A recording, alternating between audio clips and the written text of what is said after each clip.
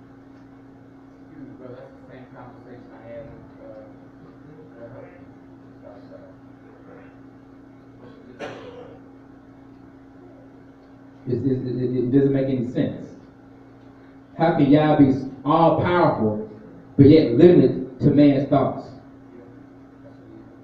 It's because he is limited to man's thoughts. We don't think about Yah. What else? In 31. Jeremiah 31 and 31. Mm-hmm. The day will come, says Yahweh, when I will make a new contract with the people of Israel and Judah. Uh-huh. Oh yeah, read that whole thing. Verse 32. It won't be like the one I made with their fathers when I took them by the hand to bring them out of the land of Egypt. Not like the one he made with our fathers. A contract they broke, forcing me to reject them, says Yahweh. But this is the new contract I will make with them.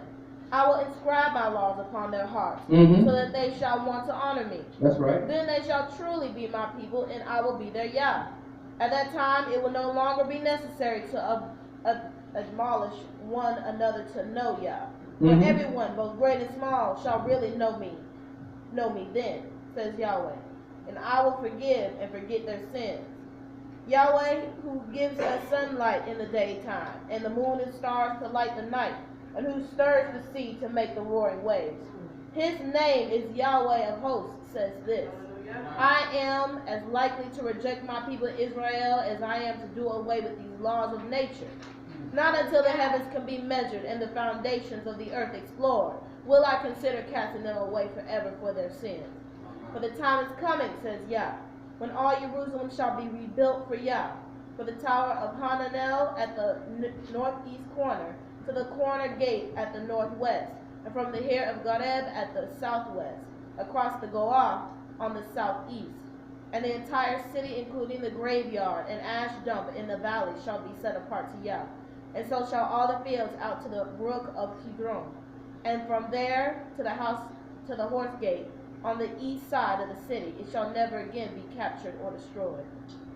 Hallelujah. Yeah. So in the same breath, you have some Christians, some Messianics will say, see, brother, that's why Israel, it says Yah rejected Israel. And this is why we have JC, this is why we have the Messiah, because man could not keep what Yah wanted us to do. And I said, well, have you read the whole thing? Because if you read the whole thing, you'll see what Yahweh says he's going to come to do. He hasn't done yet. And he says, this is the covenant I will make with Israel at that time, declares Yahweh. He said, I will put my instruction within them, in their hearts and in their minds, so that neighbor will not have to teach neighbor again. Right. We're here gathered today to try to get to know what Yah has left for us. Right. Yah says in these verses that there's going to come a time where neighbor won't even have to teach neighbor, because it's going to be here and it's going to be here. That's right. Yeah. This has not happened yet. He said, this is the new covenant that I will make with Israel, not the Christians, not the Gentiles, not the Arabs, not Jesus. He said with Israel. That's right. There's Israel again, not just one person, but the nation.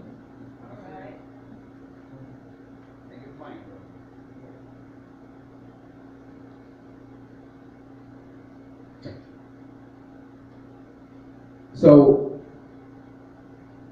in order to be part of the team, and sign that contract that Yah's talking about you got to sign, you got to be first worthy to make the team. That's right. Hallelujah. That's right. You got to be a prospect for Yah. That's right. Hallelujah. You have to be scouted by Yah. That's right. He has to come over and sit down on the sidelines and watch you play. And meticulously look at everything that you do. That's right. And say, well, is he doing it sloppy, or is he doing it by the fundamentals? And Yah takes you in your sloppiness. Yah takes you in your sloppiness. Yeah, he will. But when he takes you in your sloppiness, He wants to see you start practicing. Some of us have natural talent. But when you add it with practice, it comes to fruition. That's when that star starts to come out. Serena didn't get Serena Williams just by swinging the racket and beating them white girls up and down that court. Yeah, she's naturally talented, but she practiced. This right here must become practice. That's right. We must take our time with it. We must carve out a little block to hit the gym. It's mental exercise. We must cut the TVs off, the phones off, and open up this book. It says, Yah, show me what needs to be seen. Right. And he will show you what needs to be seen. Because he loves you. He loves each and every one of his child. Because he said, when Israel was a child, I loved Israel. I called my son, he said. He just called to say, what's the brother that? I just pick one. To say, I love you. That's what Yah's doing. He's calling each and every one of us right now to say he loves us. But love is not what you say. Love is what you do. So we have a part to do. Moray said, the lady that brought me and Abigail here, if we weren't in our culture, if we didn't look like Israel, she would have kept going by. But that's what it's meant to be. It's meant to stop traffic. It's meant for people to stop and inquire, to see what is it about you? What makes you different? And everybody's not going to accept it. Everybody's not going to accept it. But one thing they cannot take away is the way that you live. Once the way they see you, they might not accept it, but they can't take the fact that you're living it. That's right. That's right. Because believe it or not, they're always going to look back and compare what they're doing to what you're doing. Well, it seems like stuff is always going their way. But they never put the two and two together and think, oh, well, maybe it's because they're following the ways of Yah.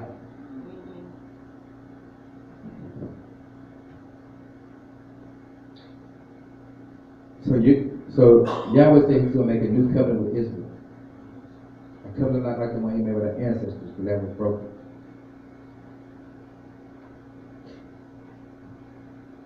He says he declares to rebuild Israel for his name's sake. For Yah's name's sake, not for our name's sake. Not for people to look at us and say, you know what, that nation's blessed. That nation is prosperous. Nah, it's not for that. It's for other nations to say, oh man, Yah's with that nation. Yah's with them.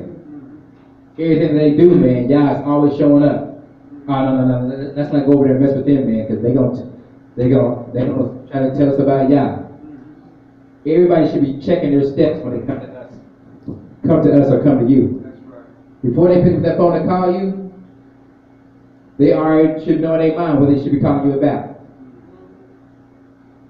Well, I know I can't talk to him about that because that's not going to what I want to hear.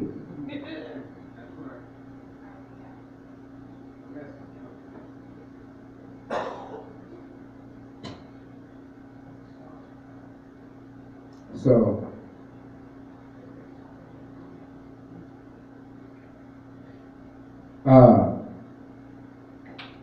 in this 32nd chapter of Jeremiah, I just want to take a quick glance at verse 31 in this 32nd chapter.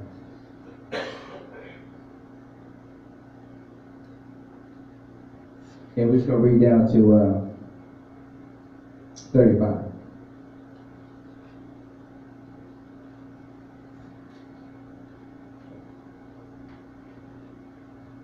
Jeremiah 32, 31 through 35.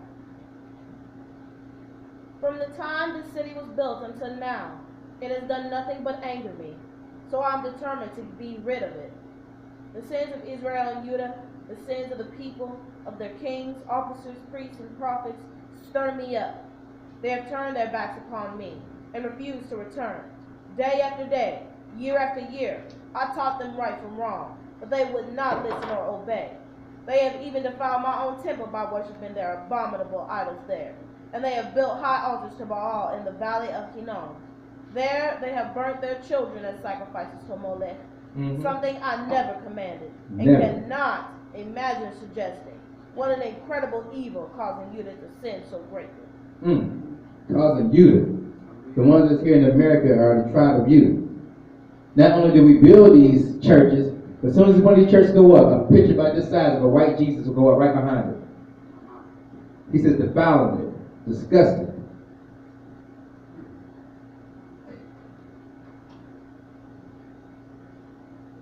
He says, we even pass our children through the fire. We raise our children up in Christianity, in Jesus, and Yahweh Shah, and Egypt studies, and all this other stuff besides Yah. Sacrificing our children over to this nonsense that Yah did not command. That's right. He says, leading Judah into sin.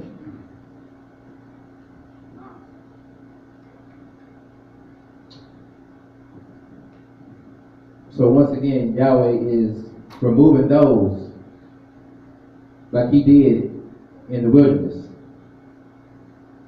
And he's working with this new group, this new crop, being us right here, and those who are being mindful of trying to do what Yah does. So as we get ready to close out here,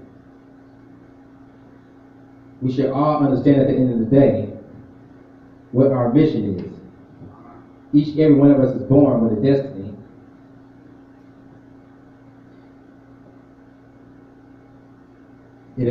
It's up to us to find out what Yah's plan is for us.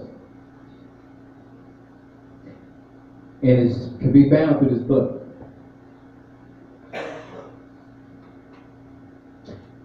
So as we close out, we go to the familiar verse that we normally do, of Ecclesiastes, so we can see what the whole duty of man is. Yeah. What is your sole purpose?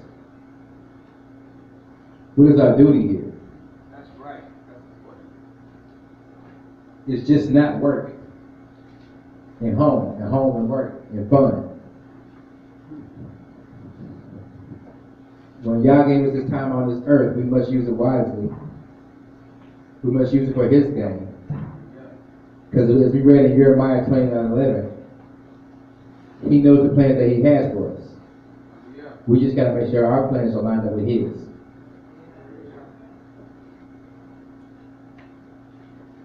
Where we going again? Ecclesiastes.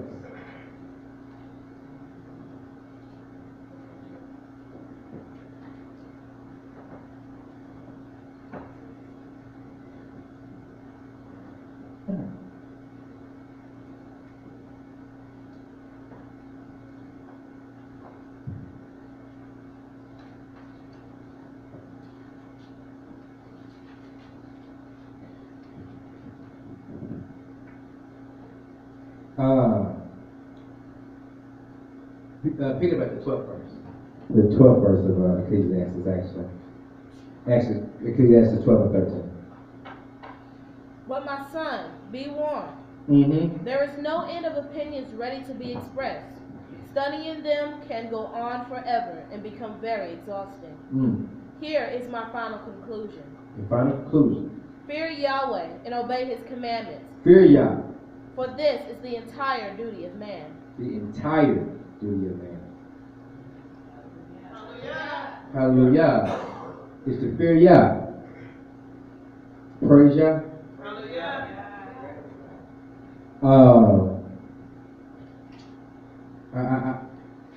I praise the Most High. I praise Yahweh. I praise Yahweh for a place of refuge. being this what we call the Bible. When times get dark or things like they're out of whack, there's no place to seek refuge within this book. It's comforting. It is just soothing to the nature of just, it has every answer to a problem that you may have. It covers everything under the sun, truly it does. You just have to go search for it. Like Yah says, the whole duty of man is just to fear Yah. It's just to understand what he wants for each and every one of us. And that's just to do his will. Hallelujah. Do his will. His will bring about that peace. So I like also to say, no two Shabbats are the same. It's always in the Most High's doing of what he wants to do. It's always his plan. We didn't get the shofar or the djembes, but Yah made a lot of noise today. My hopes is that y'all heard him. My hopes is that y'all will take what you have heard and add to the music. Play to the rhythm of Yah. Play his tune. Learn his notes so you can sing a new song as he asked Israel to do.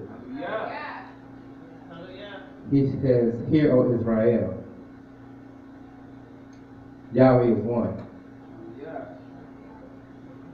So as we close out, I want to thank Yah for standing here before me. I want to thank Moray as well for just, I always want to give respect to my elders and my teachers and my Morays. Without this knowledge here, I don't know where I'd be. So he's also going to say something before we close out. And I thank everyone for just listening, because nothing was wrote down. And I can't tell you any scripture that I went over today, so don't ask me. As far as today. But I praise Yah, whatever came forth will touch you. So I'm going to hand this over to Moray, and I want y'all to show their respect to him as well as he comes to bring whatever he'd like to say. And let's just get ready to, after this, close out the fellowship and just glorify the rest of this day in the name of Yah. Hallelujah. Hallelujah. Hallelujah. Praise the mighty Yah. Hallelujah.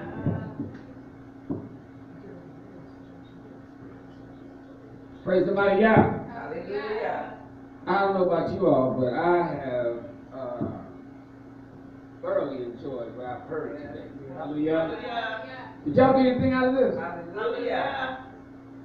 How many of y'all didn't get anything out of it?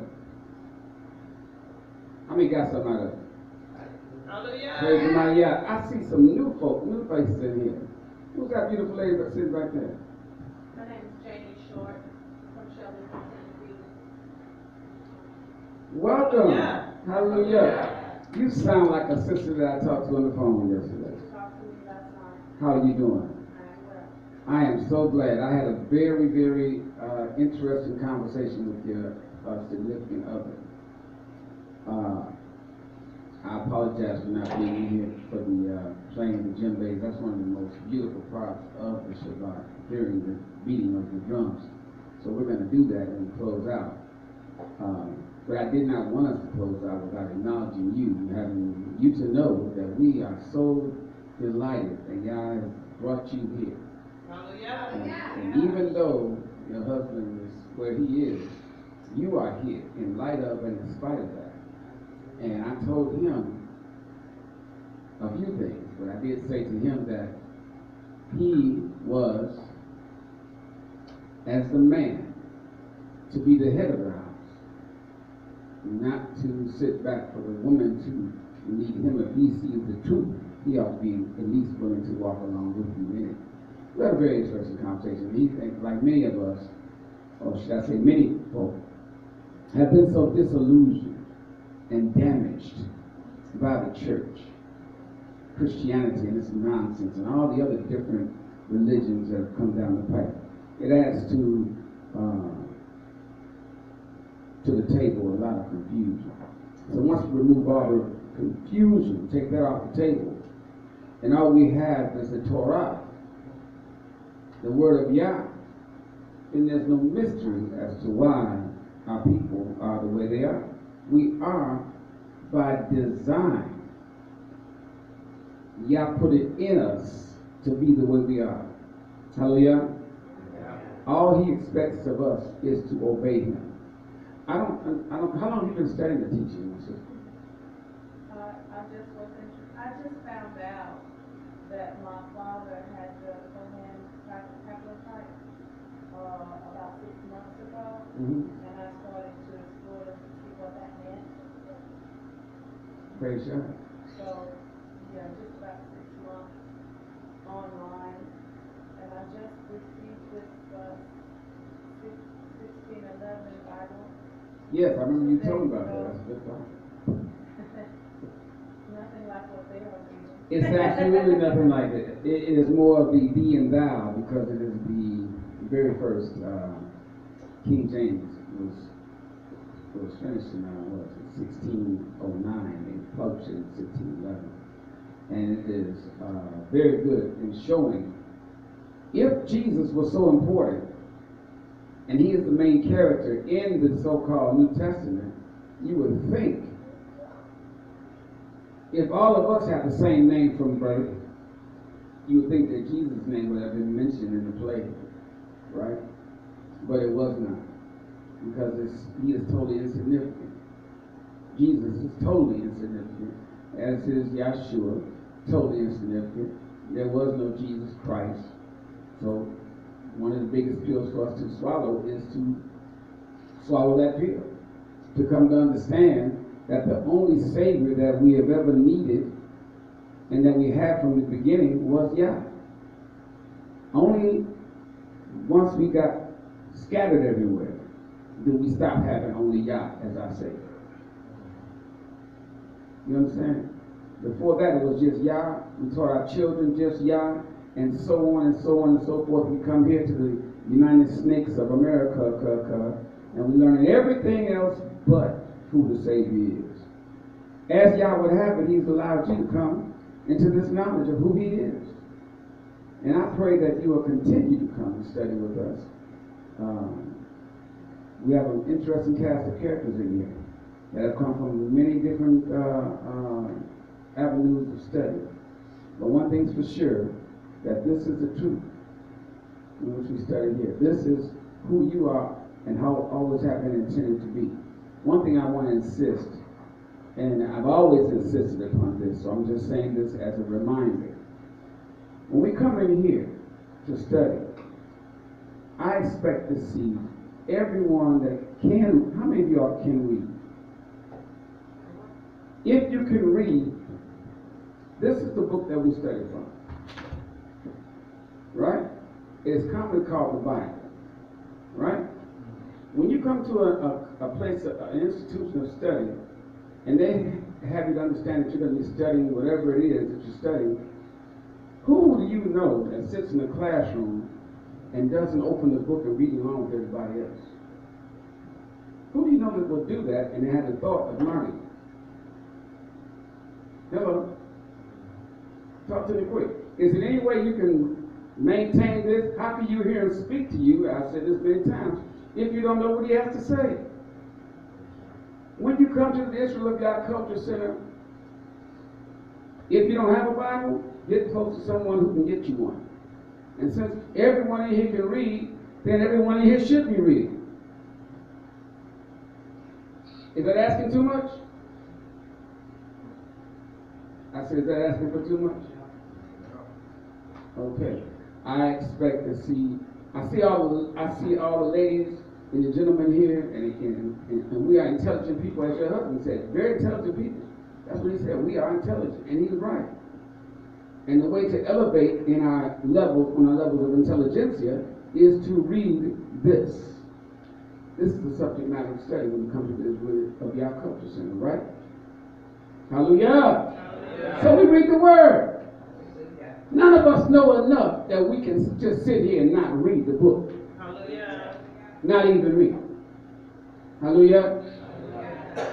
So, any questions, comments about anything, the lesson, anything we just said? So next Shabbat, I want to see all the brothers and sisters in here that got eyeballs and a book to read it along with the brother. You just respect the brother, and he's up here teaching, and you don't read. Hallelujah. That's highly disrespectful. So we're not gonna do that. Because if you were up here teaching and reading, you would expect the same respect, and you would get it. Hallelujah. Hallelujah. Praise the mighty Yah. Let us prepare. This is my beautiful Isha. Stand up, baby. This is my wife. If you ever, my sister, have any questions, you can speak with her and to your immediate front. Ema here, Ema there, the sister here, these brothers. Well, raise your hand, Lorenzo. He's been in the teaching and the study a little longer than these two. So if you have a question, the sisters talk to the sisters. That's usually like that. But if you ever see a brother and you say, "Oh, I got a question," you go to him, or this brother right here. And if you catch him on a good day, I might have an answer. Hallelujah. I pray that something was said that will find a lodging place in your spirit, in your body, that you will have a cause. And just because you heard it, you'll come back and want to study.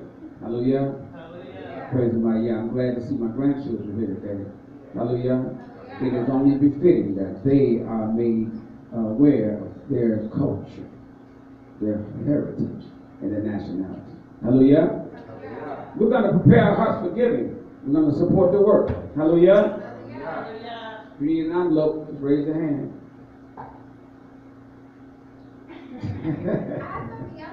Oh, that's why you're raising your hand? I'm just messing with you. Go ahead.